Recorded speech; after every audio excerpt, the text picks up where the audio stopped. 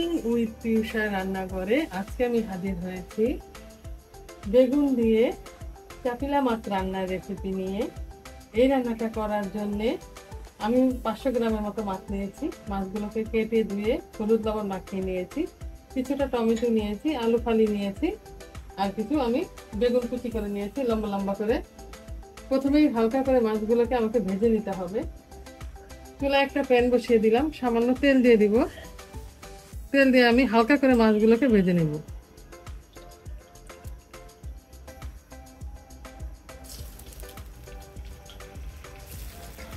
হালকা করে ভেজে নেব, কড়া করে ভাজবো না।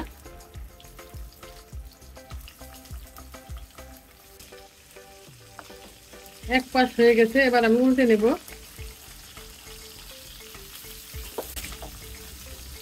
এই মাছটা এমনিতেই নরম, খুব যত্ন করে উল্টাতে হবে।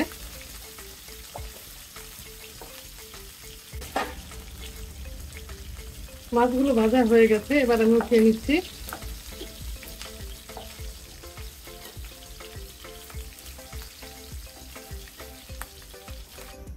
এভাবে সবগুলো মাছ আমি ভেজে নেব।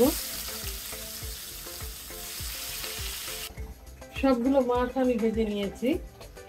এবার মাছ ভাজার হাঁড়িতে আমি রান্না করব। কিছুটা তেল দিয়ে দিব।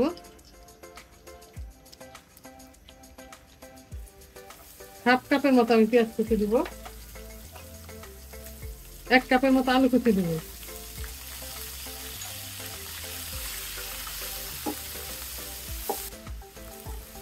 হাফ কাপের মতো পেঁয়াজ দিয়েছি আর 1 কাপের মতো আলু কুচি দিয়েছি। আমি 2 মিনিটের মতো ভেজে নেব। আলু আর পেঁয়াজ আমি 2 মিনিটের মতো ভেজে নিয়েছি। এবার এখানে একটা টমেটো আমি ফালি করে নিয়েছি, দিয়ে দিব। 1 চা চামচ হলুদের গুঁড়া, 1 চা চামচ মরিচের গুঁড়া আর 1 চা চামচ ধনিয়া গুঁড়া আছে, দিয়ে দিব। স্বাদ মতো লবণ দিয়ে দিলাম।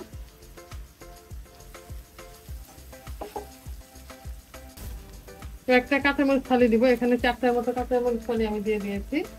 একটুখানি পানি দিব, হাফ কাপের মতো, দিয়ে আমি কষিয়ে নেব।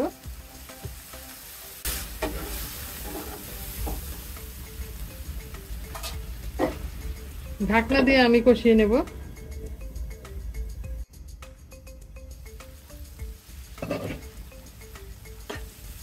টমেটো দেওয়ার পর আমি 2 মিনিটের মতো কষিয়ে নিয়েছি। আলু টমেটো দুইটাই সিদ্ধ হয়ে গেছে, নরম হয়ে গেছে। এই পর্যায়ে আমি দিয়ে দিব কিছুটা আমি ঝোল দিয়ে দিব।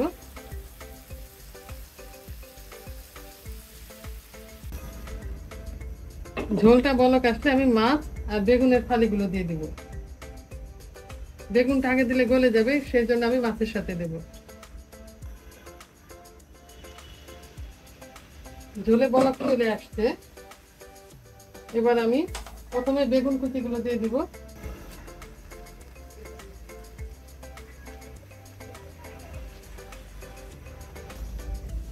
দশ 12টার মতো আমি কাঁচামরিচ দিব, আস্ত কাঁচামরিচ। এবার আমি মাছ ভাজাগুলো দিয়ে দিব। মাছ ভাজা দিয়ে এভাবে গুছিয়ে দেব।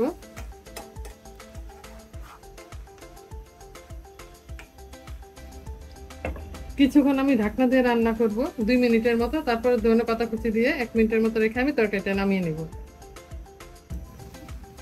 মাছ দেওয়ার পর আমি 2 থেকে 3 মিনিটের মতো আমি রান্না করে নিয়েছি। বেগুনটাও সিদ্ধ হয়ে গিয়েছে।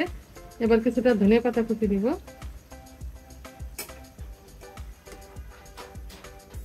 আস্তে আস্তে উল্টে পাল্টে দিতে হবে, না মাছ ভেঙে যাবে।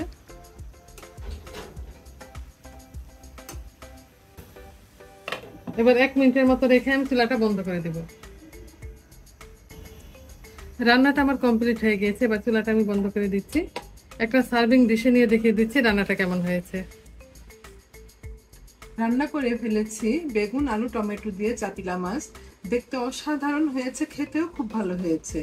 আজ এ পর্যন্তই। আবার নতুন কোনো রেসিপি নিয়ে আমরা আবার আপনাদের সামনে আসবো। আল্লাহ হাফেজ।